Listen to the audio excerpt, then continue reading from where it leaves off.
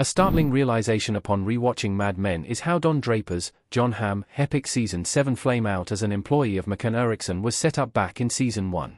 Mad Men ran for 7 seasons on AMC, tracking Donald F. Draper's career as creative director of Sterling Cooper, later Sterling Cooper Draper Price, from March 1960 to November 1970. Handsome, aloof, mysterious, and erratic, Don was both a shining star and an albatross to his colleagues and his ad agency. Mad Men's final season saw Sterling Cooper Draper Price bought and absorbed by McCann Erickson, one of the biggest ad firms in the world.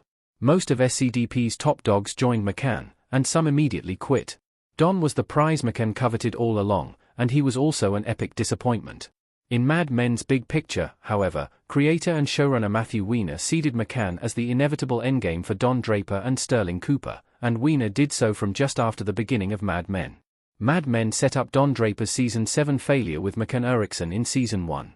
Don Draper and Jim Hobart. Mad Men. Mad Men Season 1, Episode 9, Shoot, introduced Jim Hobart, H. Richard Green, the head of McCann Erickson. From this moment on, McCann became both the future Don Draper desperately wanted to avoid and an inevitability.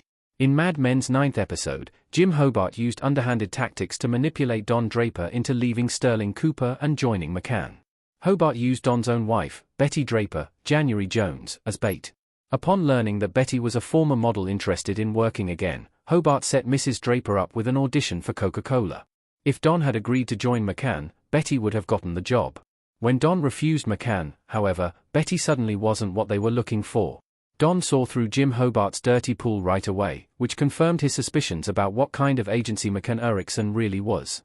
Don would keep on dodging working for McCann, including when Jim Hobart's firm bought Putnam Powell and Lowe, the British agency that bought Sterling Cooper. Don Draper spearheading leading Sterling Cooper and starting a new agency, Sterling Cooper Draper Price, at the end of 1963, was fueled by Draper's fear of ending up at McCann. Don's independence would last for the rest of the 1960s until McCann finally got hold of SCPD lock, stock, and barrel. Why Don Draper never wanted to work for McCann Erickson. Ferg Donnelly and Jim Hobart in Mad Men. Don Draper had disdain for McCann Erickson even before Jim Hobart callously used Betty to recruit Don. In Mad Men Season 3, Don Draper described McCann as a sausage factory to Conrad Hilton, Chelsea Ross.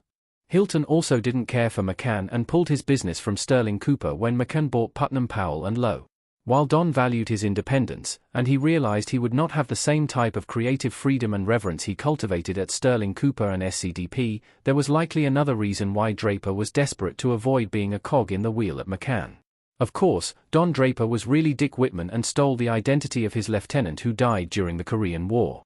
People finding out the truth that he was lying about being Donald F. Draper was something Don also desperately tried to avoid throughout Mad Men, though some, like Betty and Pete Campbell, Vincent Kartheiser, learned the truth.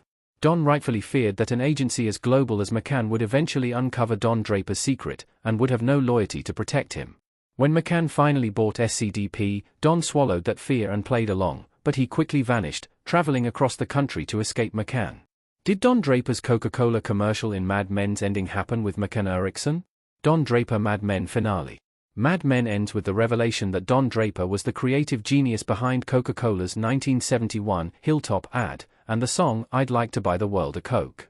This is widely considered one of the greatest advertisements of all time, although Mad Men never specified what happened to Don Draper after the idea for Coke's jingle came to him while he was in California. Don must have returned to New York and resumed work at McCann Erickson, who likely took Draper back despite going AWOL.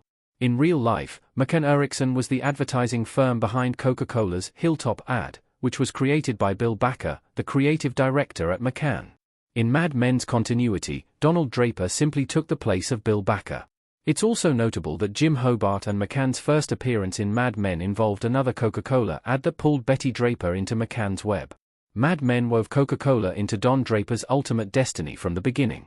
Since Mad Men Season 1, McCann Erickson and Coca-Cola were the boogeyman that Don Draper ultimately couldn't escape from. Don's biggest failure as an employee of McCann then led to his greatest success as the genius behind Coca-Cola's most famous advertisement.